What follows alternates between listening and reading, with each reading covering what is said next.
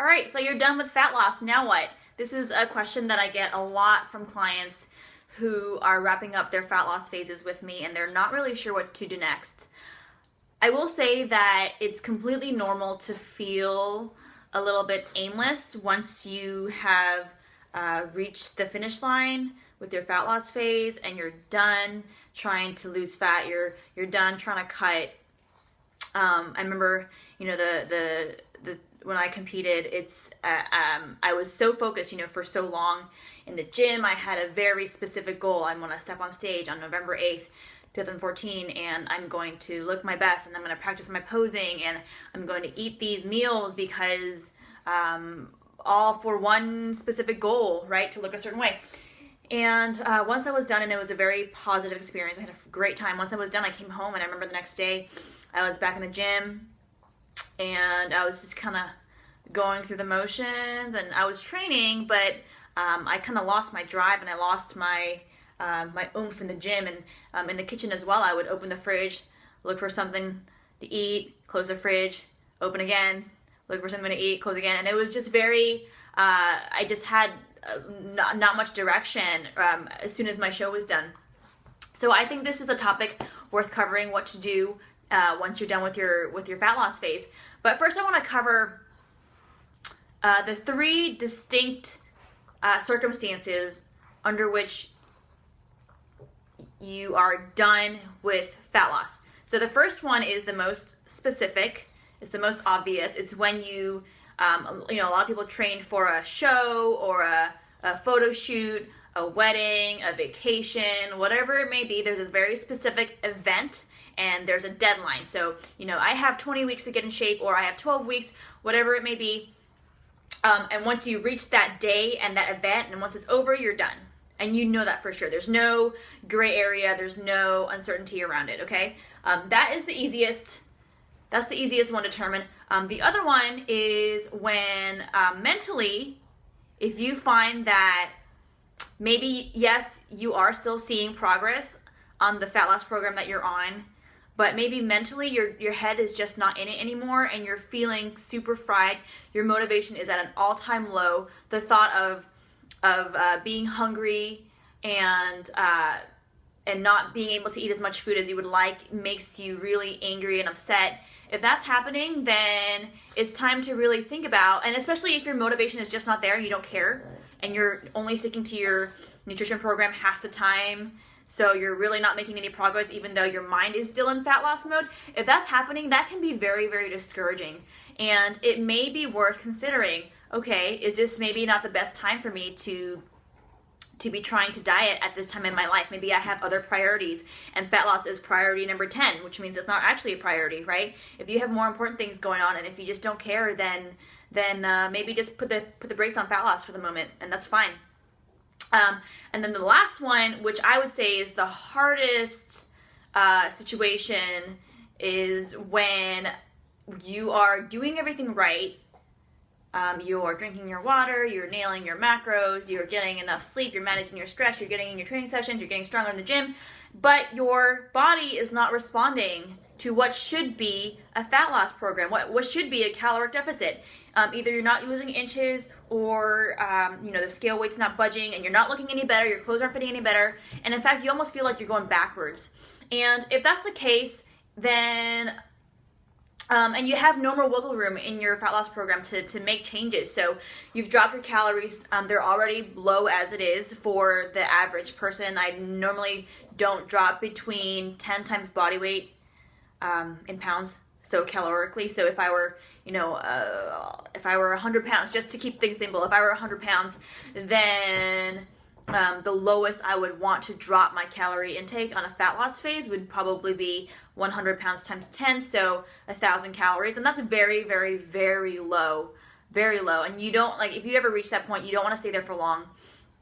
But I definitely do not want to drop lower than that. So if I'm already at the lowest end of the dieting range, and I'm doing a lot of physical activity, let's say I'm doing 4 days of intervals per week and I'm already doing 5 days of training per week, that's a lot of physical activity, then I would say, okay, I really don't have a lot of wiggle room left to keep going. now's a good time to stop. Maybe I'm not quite where I want to be yet, but I need to switch gears right now to build up my metabolic capacity and get my body back into working order. So that's when you know. Those are 3 ways to know that you're done with fat loss, okay? So what you can do next, there are lots of ways to stay focused in the gym or to keep your motivation high without feeling completely aimless. So the first one is to maybe make the gym less of a priority. If you have other hobbies in your life that you want to pursue, and that does not include barbell or dumbbells, then this would be the perfect time to do that. For example, I don't know. Let's say that you love cooking and you want to take these really comprehensive hands-on cooking classes that take up a lot of your time and require a lot of your energy, then maybe do that for a while. I'm not saying stop going to the gym completely, but maybe instead of 4 or 5 days a week, maybe you just go 2 to 3 days a week and you simply want to maintain your strength. And that's completely fine. You can also, I don't know, if you want to pick up knitting or whatever outside the gym, do that. If you want to focus on your studies and you're a full-time student, then just go to the gym. Do the bare minimum, 2-3 days a week, full body workouts, 45 minutes, and then call it good, and then go back to your life.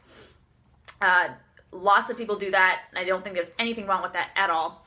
The other thing you can do is in the gym, stay in the gym, but work on a specific goal in the gym. Maybe you want to build some muscle in specific areas of your body, and you want to bring up what you consider to be lagging body parts. For example, if you want to build more shoulders, then you can do a shoulder specialization. Or if you want to grow your legs or grow your glutes, then you can do a glute or a lower body specialization. Whatever, you can do lots of things in the gym.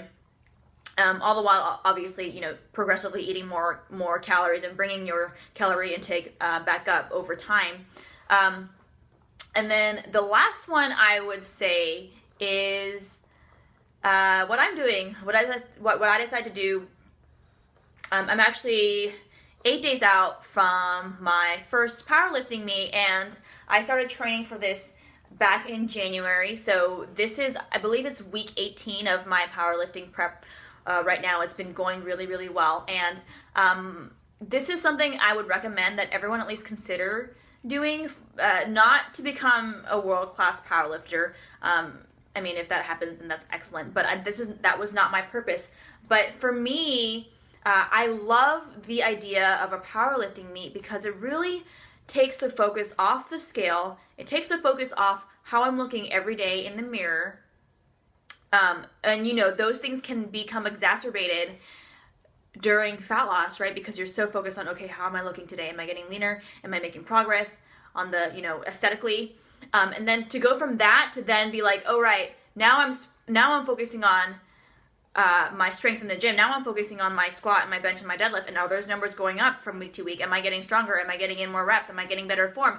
And that shift in focus from aesthetics to strength is so, so refreshing. And especially if you find yourself maybe with a little bit of body dysmorphia, which is, by the way, a mild degree of body dysmorphia is normal when you're in fat loss mode for a long time. Or if you're struggling with tying your self-worth to the number on the scale, then this can be a really, really, really great positive experience for you to realize that there's so much more to fitness and there's so much more to life than how much weight you weigh on the scale. It's really cool to say, listen, a month ago I was deadlifting 170 pounds and now I have made so much more progress than that, and that is really exciting. So now you're defining progress not by the inches on your body, but by how much weight you're lifting. And I think it's a really positive experience for everyone. I'm not expecting to set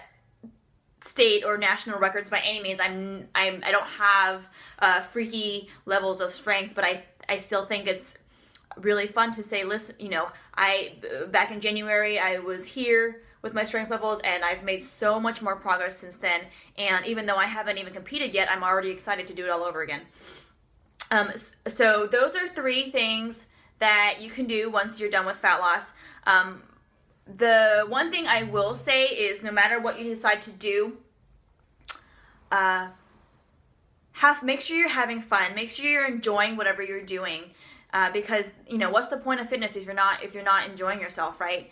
And it doesn't have to be the first priority in your life always. There's a time and a place to make the gym your number one priority. Maybe you're the kind of person who wants to make the gym your top priority all the time, and if that's the case, that's great. If not, that's okay too. There's no right or wrong way to do things. So these are just some ideas to consider and toy around with if you are about to wrap up your fat loss phase, or you're already there, if you already stepped on stage and you're done with your show and you don't know what to do next. These are some options to consider, all right?